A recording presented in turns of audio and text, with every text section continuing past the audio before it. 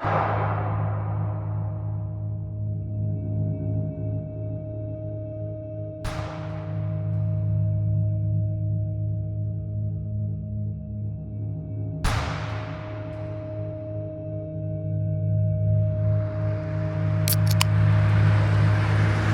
posso dare la lista delle spese che ti hanno messo sul precompilato, questa te la posso stampare. Hanno cominciato a usarlo? Cosa? Precompilato?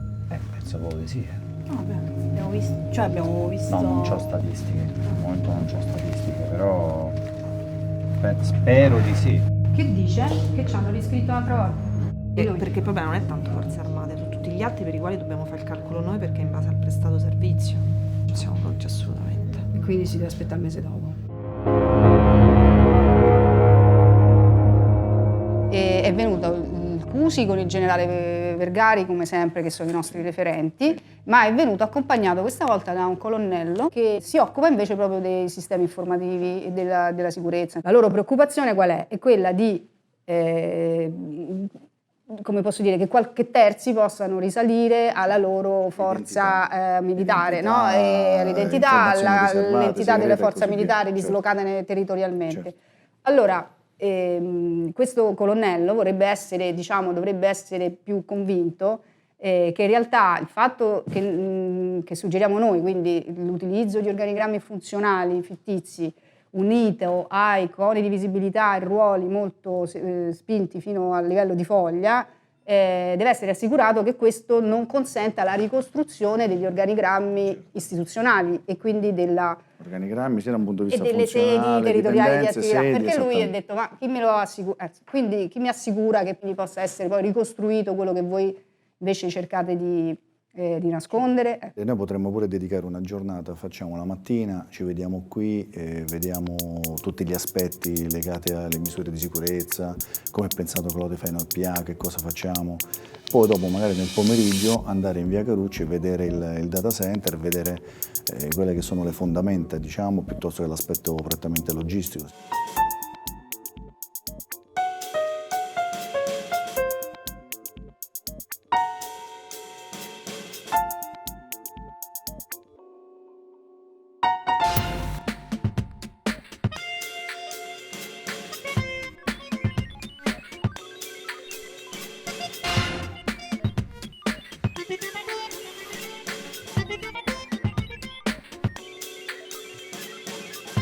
Questo è stato un lavoro di ricerca dove è stato individuato un pilota e tutto. Caliamolo nella realtà e realizziamolo con chi ha la necessità.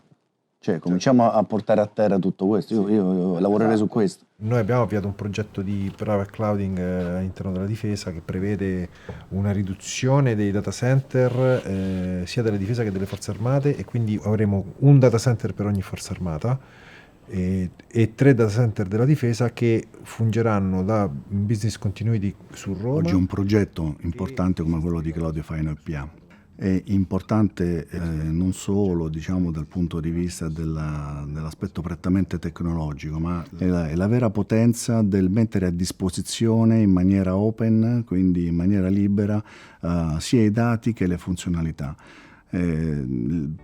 Si può immaginare un po' come avere una sorta di puzzle dove i tasselli fondamentali li stiamo collocando e piazzando, dopodiché i contorni daranno vita ad altri tasselli che qualcun altro creerà, che qualcun altro realizzerà, che in questo momento magari non riusciamo a immaginare quale sarà l'immagine finale, ma ciò che noi stiamo predisponendo in questo momento sono la serie di contorni in modo tale che questi tasselli si possano unire a questo puzzle e avere anche una dimensione sicuramente molto più ampia del perimetro funzionale dei servizi che noi stiamo immaginando. Su Cloudify l'idea è di superare i limiti che abbiamo oggi, perché noi oggi abbiamo una visibilità a livello di ufficio responsabile del trattamento economico, quindi per la struttura che hanno adottato le forze armate, diciamo che se diamo un cono di visibilità sulla parte stipendiale, questo cono è totale, è su tutte le forze armate, quindi non si vuole dare in periferia una visibilità totale. Il problema vero è nato dagli uffici di servizio, ok? Perché tutti quanti voi risultate all'unico ufficio responsabile che abbiamo. Questo che ha comportato tutte le richieste di piccolo prestito arrivavano a Roma, gli uffici di Roma sono esplosi sia a livello di budget che proprio di gestione, e quindi è stata interrotta l'erogazione dei piccoli prestiti per le forze armate, diciamo.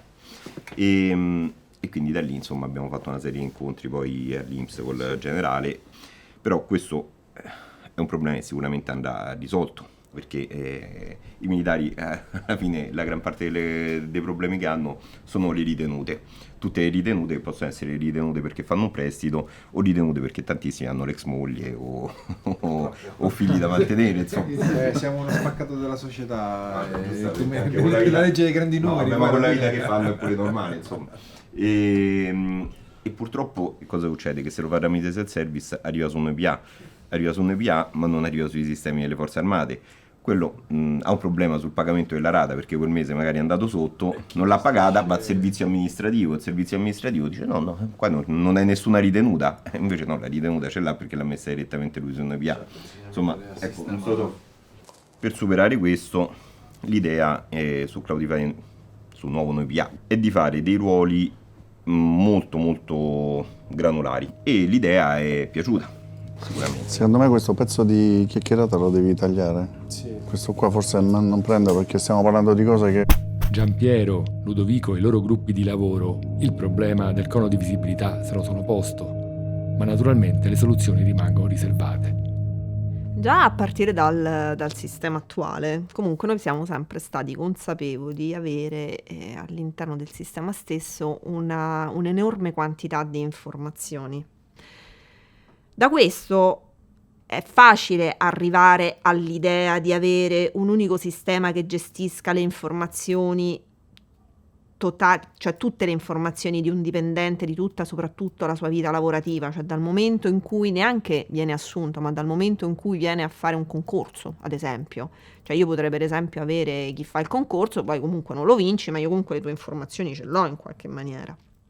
È utile a molti, anche perché non esiste attualmente in Italia un unico detentore di queste informazioni, che a volte anche il prelegislativo ha bisogno comunque sia di quantificazioni. Quante volte noi abbiamo avuto la necessità di quantificare le possibili spese a fronte di per esempio di un aumento di stipendio di una determinata categoria?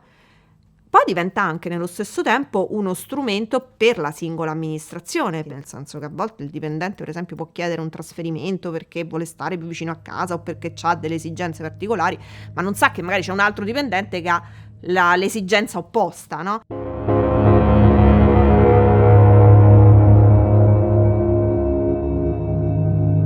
La prossima settimana io vado a Latina. Cioè è una cosa grossa, questa stiamo dando uno strumento potente in mano ai supplenti brevi. Vediamo insieme oggi questa nuova funzionalità. Quando addirittura la data che ci appare di liquidazione non corrisponde assolutamente a quella che poi sarà dell'esigibilità, lì è gravissimo.